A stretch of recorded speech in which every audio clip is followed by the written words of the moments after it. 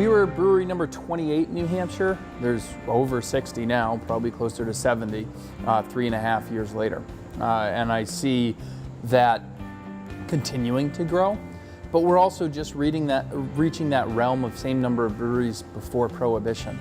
So we lost a lot of that capacity. I think where we're building towards next, and a lot of great local breweries like Throwback and others are helping us work towards the goal of more locally sourced grains and hops. And still doing the traditional German beers, Belgian beers, with their traditional grains and hops, but also really coming back into our own with our local ingredients is really important to us. And we're really excited about that. So focusing on the beer, the craft beer, and also the pub, the community.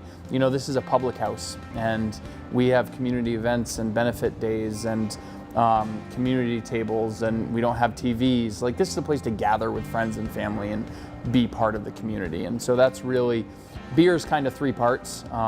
The science part of it is kind of Nate, our head brewer. The art part of it, the artistic part of it is Josh, who really kind of designs like how we want our beer out in the world and what beer and that sort of thing. And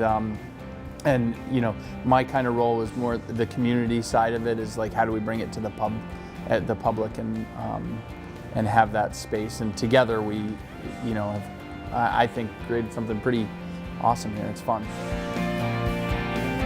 So this bar is built out of 6 beams that came out from another part of the mill.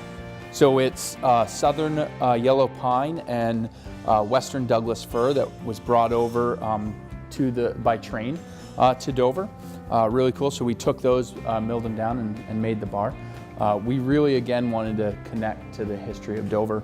Our mugs for our mug club are made right at Salmon Falls Stoneware, right in Dover. Looking into the brewery, those windows you're looking through are the original windows from the 1935 rebuild of the mill across the street, the 1 Washington Street mill. And these bricks were made right in Dover, right at the brickyard. If you look up at the ceiling, you have patches in the floorboards, and those are where leather belts would run loom to loom. So this was a calico, linen, and wool mill, and it was all water powered before electricity was prominent. And all the water still runs from the Cocheco. It's still diverted through the mill. You can see that from the outside. And that water would turn the first set of looms, and then it would go up through each floor. There's 5 floors that this would go up through. So some neat history. We also got the slate chalkboards. We do a blackboard menu featuring, local farms and things like that. We obviously have our beers up there. And those chalkboards we got out of someone's backyard. Josh had to cut down trees to get to them. They were original slates chalkboards from the World War II era in the Gloucester school system. We did other nods to history and local, like all the wood for the wainscoting and the window trim was all milled and harvested in Lee, New Hampshire. We did some things like that, but also just in the design, we really tried to celebrate the history of it.